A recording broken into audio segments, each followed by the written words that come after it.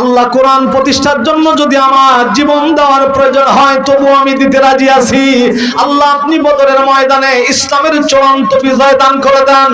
আল্লাহ বলেন, ও নবী, টেনশন করার কোনো কারণ নাই, চিন্তার কোনো কারণ নাই, আমি আল্লাহ আমার সাহায্য পৌঁছে যাবে যথা সময়। কিন্তু না না না, আল্লাহ বলেন তোমরা ছিলে দুর্বল, আমি আল্লাহ তোমাদেরকে সবল করে দিলাম।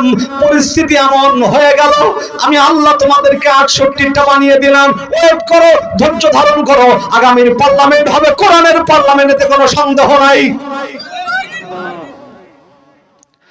ওয়ালাকাদ নাসারাকুমুল্লাহু বিবাদরিন ওয়া আনতুম আযিল্লাহ। আল্লাহ রাব্বুল আলামিন বলেন, ও নবী, তুমি তো ছিলে দুর্বল, তুমি তো ছিলে খুবই দুর্বল, আমি আল্লাহ তোমাকে সবল করেছি। আল্লাহর হাবিব এত বেশি দোয়া করতে লাগলেন, হযরত আবু বকর রাদিয়াল্লাহু তাআলা আনহু অধৈর্য হয়ে গেলেন। আমির জামাত মাঝে মাঝে বলতেন, ওগো আল্লাহ,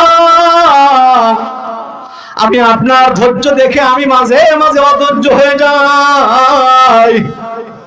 হযরত আবু বকর রাদিয়াল্লাহু তাআলা আনহু বিশ্বনবীর পিঠের উপরে হাত দিয়ে বলছেন, ইয়া রাসূলুল্লাহ, ইয়া হাবিবাল্লাহ, আর কত আপনি কাঁদবেন? আমার মন বলছে আজকের বদরের ময়দানে ইসলামের চূড়ান্ত বিজয় হবে, এতে কোনো সন্দেহ নাই।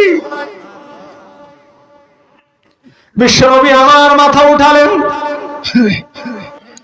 হাদিস শরীফের মধ্যে এসেছে, আল্লাহর হাবিব বলেন, আতাকা রাসূলুল্লাহ,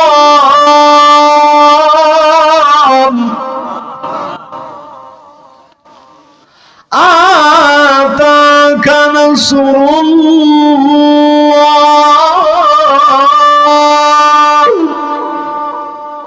ওগো আবু বকর, তাকিয়ে দেখো, আল্লাহর সাহায্য বদরের ময়দানে হাজির হয়ে গেছে। আমার ভাই জিবরিল আমিন ঘোড়ার পিঠে যুদ্ধের সাজে সজ্জিত হয়ে, ডান হাতে তরবারি নিয়ে, লম্বা পাঞ্জাবি আর পাগড়ি পরিধান করে, লোহার হেলমেট মাথায় পরিধান করে যুদ্ধের ময়দান মহড়া দিচ্ছে।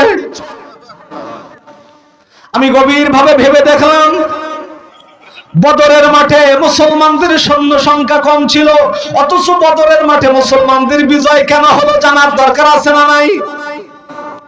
ও আমার ভাইরা, বদরের সাহাবীরা কোরআনের পক্ষে ছিল না, কোরআনের বিপক্ষে ছিল।